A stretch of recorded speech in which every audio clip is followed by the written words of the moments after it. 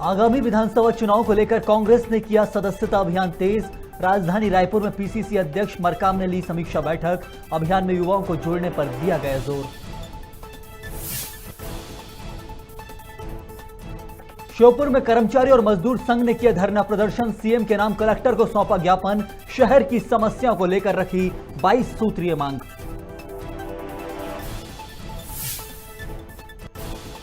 राष्ट्रीय हिंदू संगठन कार्यकर्ता हर्षा की हत्या पर मचा बवाल। ग्वालियर में भी कार्यकर्ताओं ने किया जिहादी मानसिकता का पुतला दहन।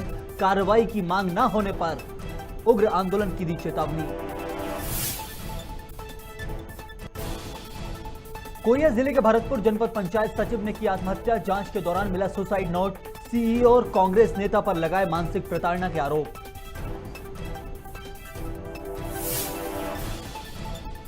और सीएम शिवराज सिंह चौहान ने की समीक्षा बैठक। नाइट कर्फ्यू हटाने के दिए निर्देश। लोगों से की मास्क पहनने और कोविड प्रोटोकॉल का पालन करने की अपील।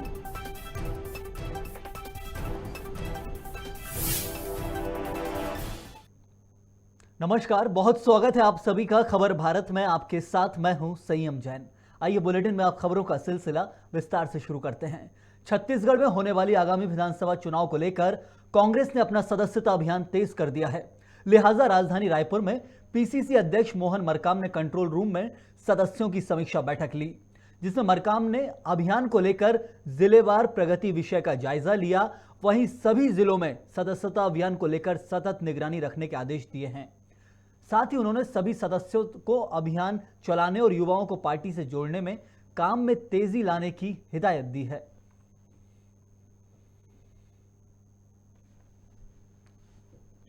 की लगातार सतत निगरानी कर रहे हैं और बेहद गंभीर। हमने 10 लाख सस्ता बनाने का लक्ष्य रखा था। 53,000 सस्ता बुक हमने बांटी थी और अभी तक हमारे 7 लाख से ज्यादा मेंबर बन गए। बाकी मैनुअल की आज माननीय अध्यक्ष जी ने मॉनिटरिंग की है कंट्रोल रूम के सदस्यों के साथ, और बाकी जगह जो बुक गई है जो सस्ता है उनका डिटेल मंगाने के लिए आज महती बैठक हुई है। साथ ही डिजिटल सस्ता अभियान के लिए भी एक विशेष निर्देश जारी किया गया और लोगों से कहा गया कि इसको बड़ा गंभीरता से रुचि के साथ। रतलाम में अपने पिता की जगह अनुकंपा नियुक्ति पाने के लिए 20 वर्षों से भटक रहे रजत परमार ने एक बार फिर सीएम हेल्पलाइन जन सुनवाई में आवेदन दिया है। लगातार पूर्व में भी रजत ने पिता की जगह अनुकंपा नियुक्ति पाने के लिए गुहार लगाई थी, मगर अब तक कोई सुनवाई नहीं हुई है। रजत परमार का कहना है कि उसके पिता जिला अस्पताल में वार्ड बॉय के पद पर कार्य करते थे। परमानेंट होने के 2 महीने बाद परिवार से पिता का साया उठ गया, जिसके बाद मेरी मां ने दिनांक 7 दिसंबर 2001 को जिला अस्पताल सीएमएचओ को आवेदन देकर अनुकंपा नियुक्ति की मांग की थी, जिसके बाद उन्होंने मुझे आश्वस्त किया, मगर लगातार विभाग के चक्कर काटने के बाद आज तक कोई सुनवाई नहीं हुई। रजत विगत 20 सालों से न्याय के लिए भटक रहा है। मेरी समस्या ये है कि मेरे पिताजी की गवर्नमेंट हॉस्पिटल में जॉब थी। गवर्नमेंट हॉस्पिटल में वार्ड बॉय की पद पे जॉब थी उनकी, तो उनकी सन 2000 में उनकी डेथ हुई थी। तो पिछले 10-15 साल 20 सालों से हम प्रयास कर रहे हैं पर अभी तक कोई सुनवाई नहीं हुई है। सीएम हेल्पलाइन पे भी हमने आवेदन दे रखा है, वहाँ से भी कोई सुनवाई नहीं हुई है।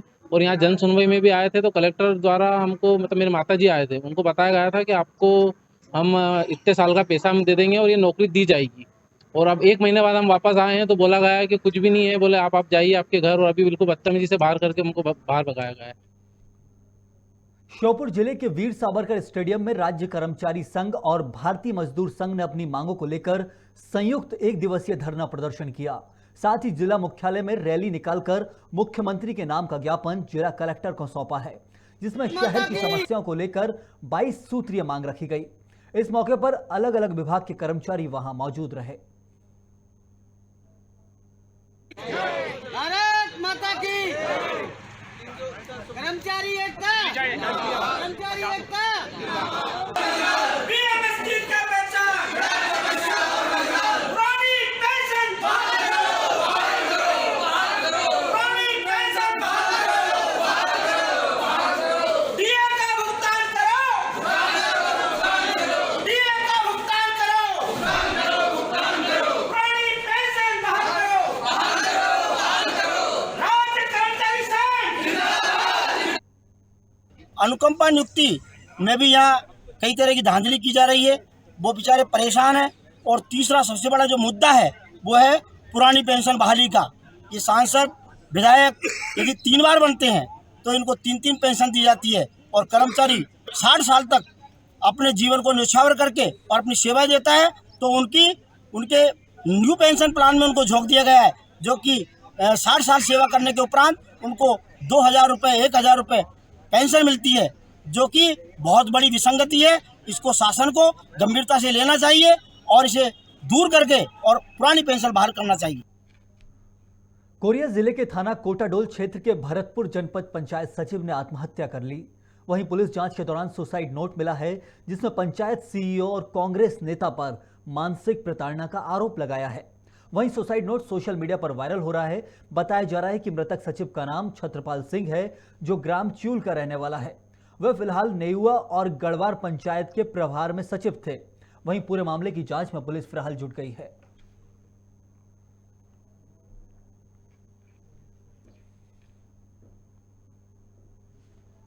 गरियाबंद जिले के देवभोग विकासखंड के अंतर्गत आने वाले ग्राम पंचायत निष्ठगुड़ा के आश्रित ग्राम परेवा पाली के ग्रामीणों ने रोजगार सहायिका पर मनरेगा कार्य में फर्जीवाड़े का आरोप लगाया है। मुख्य कार्यपालन अधिकारी जनपद पंचायत देवभोग को शिकायत पत्र सौंपा है और ग्रामीणों का सीधा आरोप है कि रोजगार सहायिका मनरेगा कार्य में अपने ही रिश्तेदारों का नाम डालकर फर्जीवाड़े को अंजाम दे रही है। रोजगार सहायिका के ऊपर ग्रामीणों के साथ दुर्व्यवहार का आरोप भी पंचायत के ग्रामीणों ने लगाया है। रोजगार सहायिका की घोटाला एवं उसकी व्यावहारिकता एवं कार्यकलाप से असंतुष्ट होकर उसको यानी उचित न्याय दिलाने हेतु अधिकारी वर्ग को अवगत कराना है। किस प्रकार की कार्रवाई चाहते हैं आप लोग? हम लोग उचित न्याय मिलना चाहिए, जो जांच करके उचित न्याय दिलाया जाए। अभी मनरेगा के संबंध में अभी जो रोजगार सहायक है, वहाँ पे जो कार्यरत रोजगार सहायक है, जो गुरु है, तो उसके संबंध में एक शिकायत पत्र आया हुआ है। इसमें कहा गया है कि जो शिकायतें हैं इस टाइप के ग्रामीण लोग जो लगाए हैं, जांच के लिए मुझे दिया गया है। इसके तहत जो है रोजगार सहायक जो है कुछ जो है गड़बड़ कर रही है, लोगों का जो है गलत लोगों का जो है जो काम नहीं कर रहे उसका भी हाजिरी जो है दे रहे हैं। इस संबंध में अभी विस्तार से हम जाँच कराएंगे और यथोचित होगी उसमें कार्रवाई। कर्नाटक में राष्ट्रीय हिंदू संगठन कार्यकर्ता हर्षा की हत्या के बाद देश में कई जगह हिंदू संगठन कार्यकर्ता आक्रोशित हैं। लिहाजा ग्वालियर में भी कार्यकर्ताओं ने जिहादी मानसिकता को फांसी पर लटकाकर पुतला फूंका। वहीं इस मौके पर हिंदू सेना के प्रदेश अध्यक्ष संजय अग्रवाल ने हत्या टारगेट किलिंग बताया है। साथ ही सख्त कार्रवाई की मांग न होने पर उग्र आंदोलन करने की चेतावनी दी है। हिंदू समाज सड़कों पर उतरा, इसी तरह कार्य करने लग गया तो लोगों को सर छुपाने जगह नहीं मिलेगी। हमारा विरोध है। हमने यह पुतला दहन कर उस पुतले को फांसी पर चढ़ाकर हर्षा के हत्यारों को फांसी देने की मांग की है। हिंदू समाज भी सड़कों पर उतरेगा। हमारे देवताओं ने शस्त्र धारण किए हैं, दिखाने के लिए नहीं किए। उन शस्त्रों को उठाने के लिए हिंदुओं के बाजुओं में दम है। अभी राजधानी भोपाल में मुख्यमंत्री शिवराज सिंह चौहान ने समीक्षा बैठक की, जिसमें नाइट कर्फ्यू हटाने के निर्देश दिए हैं। उन्होंने कहा कि प्रदेश में कोरोना संक्रमण की स्थिति नियंत्रण में है। फिलहाल संक्रमण रेट 1% से भी कम हो चुका है, जिसको लेकर नाइट कर्फ्यू के प्रतिबंध हटाए जा रहे हैं। साथ ही उन्होंने प्रदेशवासियों से अपील की है कि मास्क पहनें और कोविड प्रोटोकॉल का पालन करते रहें।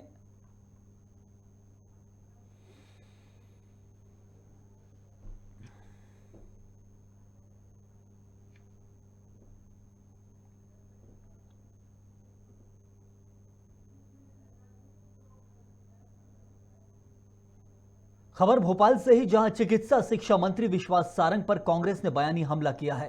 कांग्रेस मीडिया विभाग के महामंत्री के मिश्रा ने बेरोजगारी को लेकर मंत्री सारंग पर गंभीर आरोप लगाते हुए कहा कि मंत्री बेरोजगारों को जुआ सट्टा खेलने को मजबूर कर रहे हैं। प्रदेश में लगातार बेरोजगारी बढ़ रही है। वहीं कहा कि नर्मदा में उत्खनन मंत्री सारंग के लोग कर रहे हैं और बेरोजगार भटक रहे हैं। मैं तो सुबह सुबह जिनको रोज बोलने की बीमारी है, विश्वास सारंग जी से कहना चाहूंगा कि कम से कम नौजवानों को वो जुआ सट्टा किंग है भोपाल में, कुछ लोगों को उसमें रोजगार लगा दें। कह दें अस्तान मस्तान किनका उनको संरक्षण, उनको भी थोड़े लोगों को वहां नौकरी पर रख दें। तो मेरी प्रार्थना है मुख्यमंत्री जी से कि या तो नौजवानों को लाइसेंस दे दें, उनके लोगों को थोड़ा पीछे हटाकर कि वो नर्मदा से अवैध रेत खनन उत्खनन कर लें, ताकि कानून को जो चुनौतियां आ रही बेरोजगारी की वजह से, हत्याएं बढ़ रही हैं, अपराध बढ़ रहे हैं, तो कुछ तो लोगों को रोजगार दे दो। कब तक एक ही परिवार खाता रहेगा? राजधानी रायपुर के पुरानी बस्ती थाना क्षेत्र के भाटा गांव इलाके में बीते दिन पहले हुई चोरी मामले में पुलिस ने आरोपी चोर को गिरफ्तार कर लिया है। गौरतलब है कि पुलिस ने चोरी के मामले में मकान मालिक के बेटे को ही गिरफ्तार किया है, जिसके पास से सोने चांदी के जेवरात और लैपटॉप बरामद किया गया है। फिलहाल पूरे मामले की जांच में पुलिस जुटी हुई है।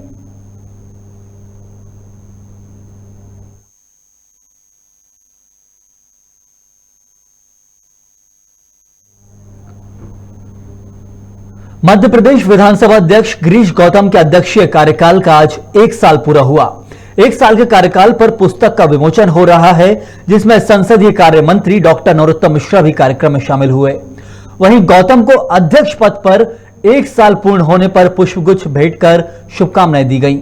विधानसभा के अंदर जिस दायित्व के निर्वहन की जिम्मेदारी मिली है, उसमें संसदीय कार्य मंत्री ने काफी मदद की है, इसलिए साल भर का कार्यकाल अच्छा रहा। इस विधानसभा में कुछ नवाचार किए जाएंगे और विधानसभा शुरू होने से पहले जिन विधायकों के प्रश्न होंगे उन्हें सुना जाएगा।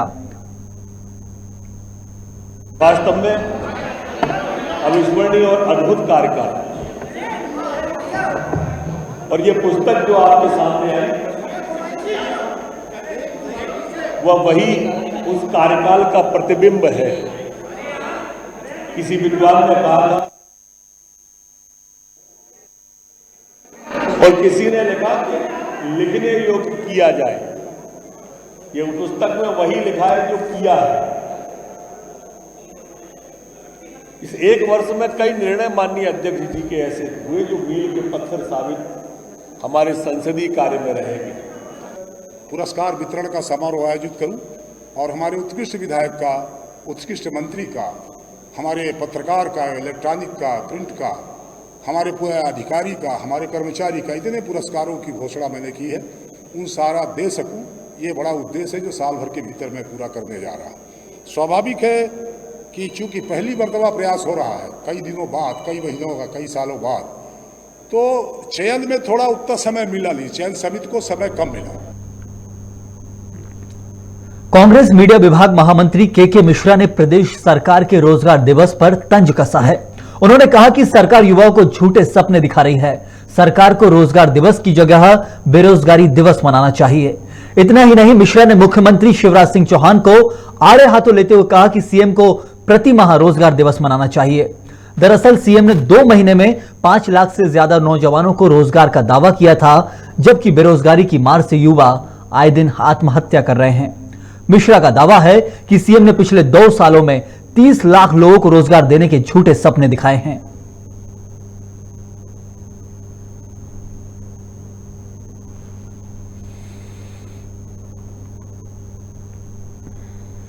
मुख्यमंत्री जी प्रतिमाह रोजगार दिवस मनाने की बात कर रहे हैं। मेरी उनसे प्रार्थना है